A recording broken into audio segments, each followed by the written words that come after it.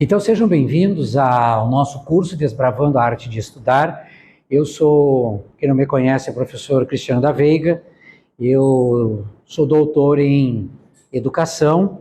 Escrevi um livro depois chamado Atividades de Integração com Interação de Aprendizagens, um livro focado para a área de ensino. O que nós estamos vivenciando, então, hoje no cenário educacional?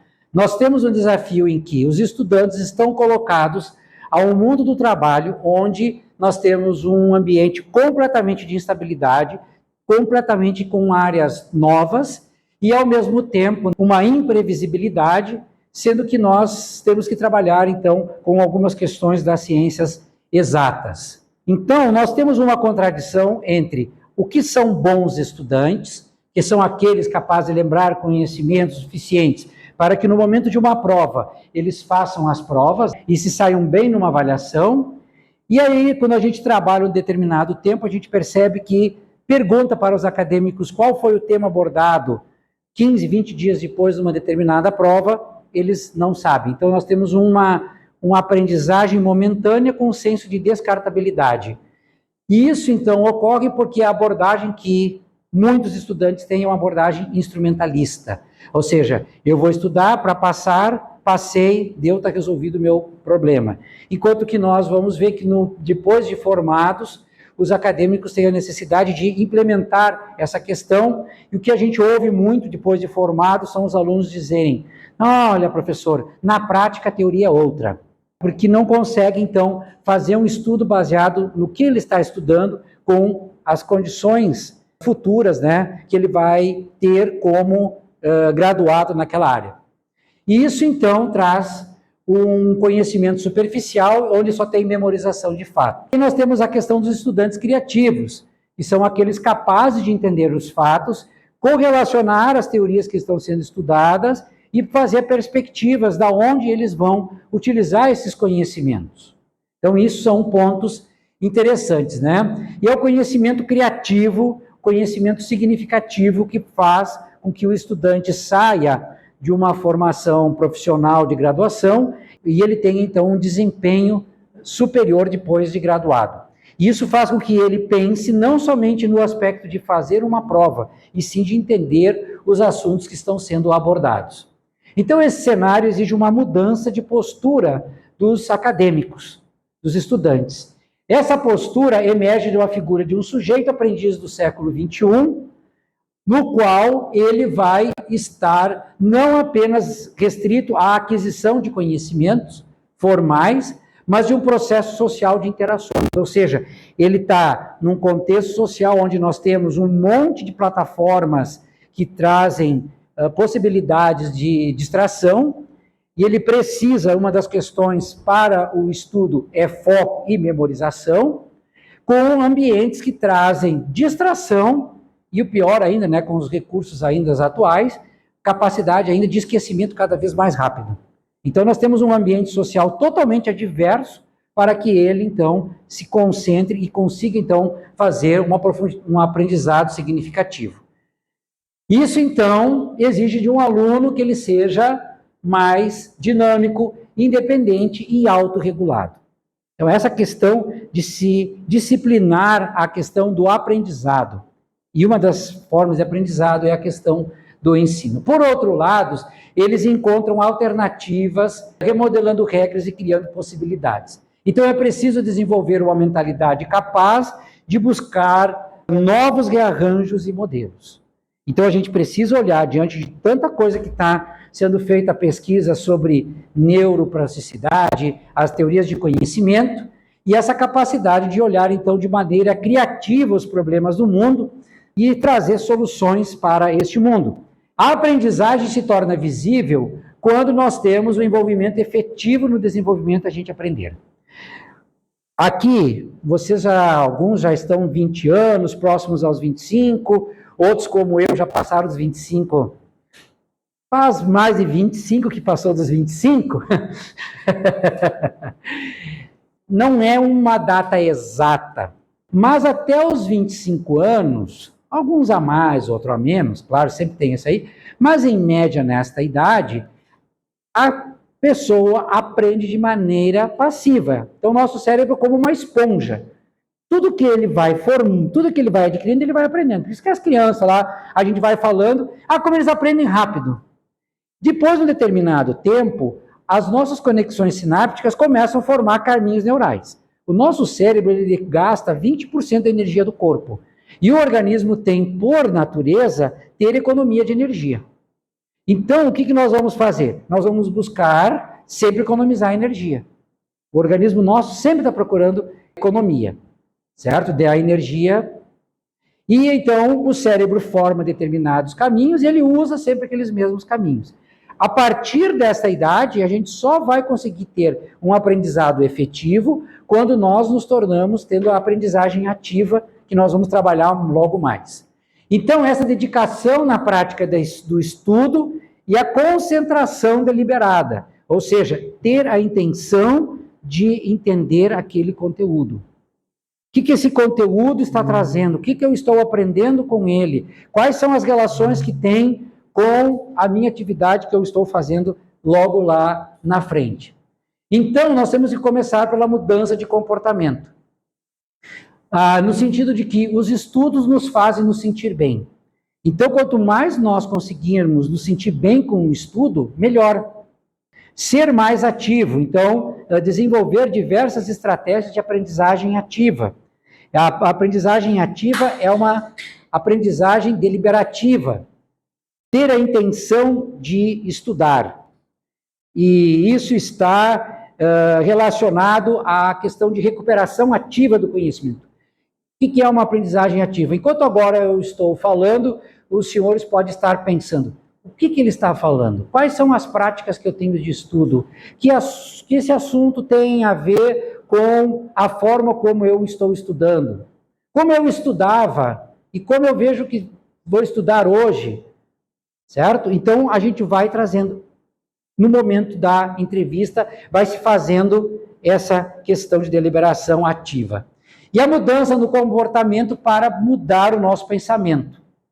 O nosso cérebro, ele tem a capacidade de, como um computador, fazendo a analogia, de ampliar o seu hardware e o seu software, simultaneamente. Então, quando nós nos dedicamos a nos desenvolver, a neuroplasticidade tem mostrado que o cérebro, por ele também ser uma massa corporal, ele tem desenvolvimento, ele aumenta às vezes de tamanho, claro, por questões milimétricas, né?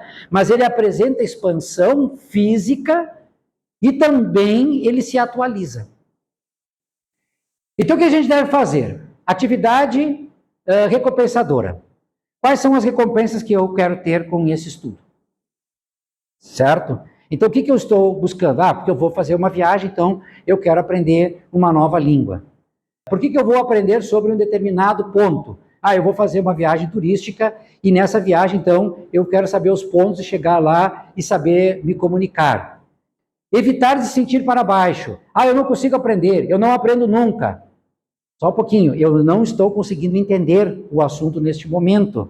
Mas eu tenho capacidade de aprender. Por quê? Porque se os outros aprenderem, eu também consigo aprender.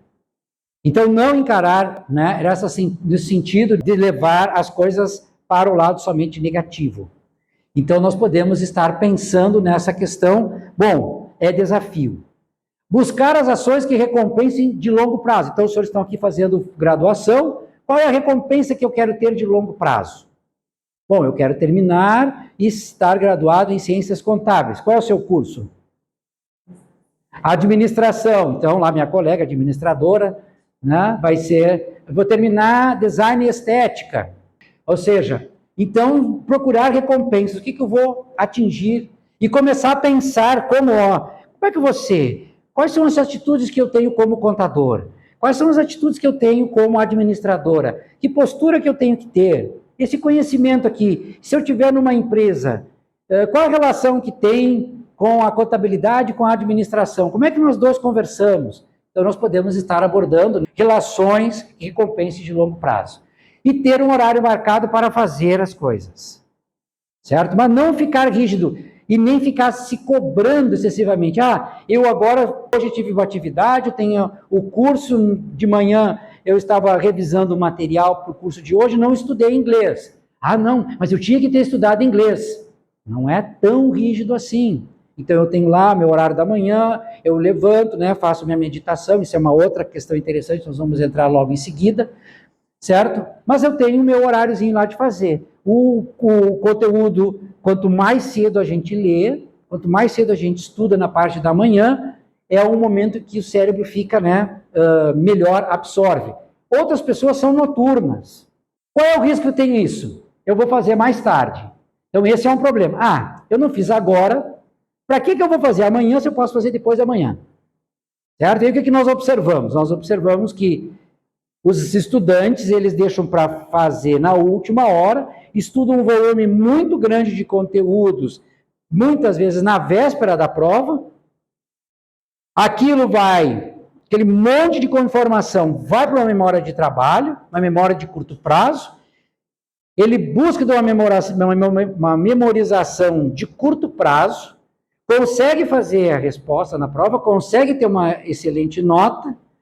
Transcorrido um determinado tempo, como o cérebro não vem trabalhando aquilo há muito tempo, o cérebro entende que essa informação não é uma informação prioritária e ele, como tem que economizar energia, ele guarda lá no porãozinho. Quando a gente quer buscar, e como a gente não busca frequentemente, essa informação fica lá quase que esquecida, ou um pouco completamente por esquecida, e nós temos aquela dificuldade de resgatar. Então é importante a gente ter estratégias nesse sentido. E a prestação de contas do que a gente faz. A prestação de contas não é assim, eu estudei tantas matérias, mas qual foi o tema que eu estudei? Eu estudei sobre neuroplasticidade. Por que foi importante a neuroplasticidade? Eu não consegui entender aquele conteúdo. Eu não estudei essa semana. Ok, tive algumas intercorrências, então agora eu vou pegar e vou estudar. Não, evitar. Não, porque eu sou uma pessoa indisciplinada, porque eu não consigo estudar, porque eu não consigo seguir um plano. Então você vai entrar nesse ponto aqui, ó. Você vai se colocar para baixo. Está consciente, olha, tudo bem, essa semana não deu para mim estudar, por alguns motivos. Agora, todas as semanas não dá para estudar, aí nós temos que ver qual é o problema, que aí é outro problema, né, que a gente tem que estar olhando e vendo como é que a gente pode, então, estar avançando nisso. Algumas reflexões, então. Uma maneira de refletir sobre os nossos objetivos é perguntando até que ponto as nossas necessidades psicológicas estão sendo satisfeitas. De acordo com Gilliman, nós temos 3 necessidades psicológicas básicas. Uma delas é a autonomia. A autonomia é a nossa capacidade de tomar decisões. A capacidade de tomar decisões, quando nós temos uma decisão baseada em um volume de informações e conhecimentos, nós não tomamos a decisão baseada na emoção. Nós até podemos estar emocionalmente envolvidos no assunto, mas nós conseguimos raciocinar e tomar decisões lógicas. Certo? Então, quando nós temos essa autonomia de decisão. Então, eu trabalhei na indústria, e na indústria eu trabalhei como 4 anos de técnico de segurança do trabalho. E quando a gente trabalha com técnico de segurança do trabalho, a gente tem muitos problemas graves de acidentes. E aí você tem ali a pessoa acidentada, com partes do corpo envolvidas em máquina, ou até perda de membros. Então você tem que tomar decisões muito rápidas mesmo, e assertivas. Né? Trabalhar nessa área, eu não era, claro que tinha equipe de enfermeiro e técnico que fazia o socorro, mas você participava junto e tomava decisão, interditar, ver local, situação que possa ter sequelas do acidente ou ter outros acidentados, enfim, você tem que tomar uma série de decisões muito rapidamente. Então isso tem que ter uma autonomia, certo? Outra questão é a conectividade, a relação com as pessoas. A competência em sentir que somos bons e capazes de colocar em prática os nossos talentos. Então nós precisamos aprender a colocar em prática.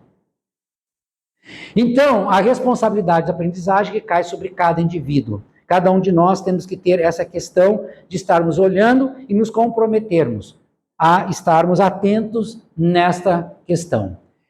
Então, pessoal, esses são os pontos principais da teoria focada nessa arte de a gente aprender a estudar e guardar essas informações em longo prazo. Então, esses são os fundamentos que fazem, então, desenvolvimento do nosso conhecimento cognitivo.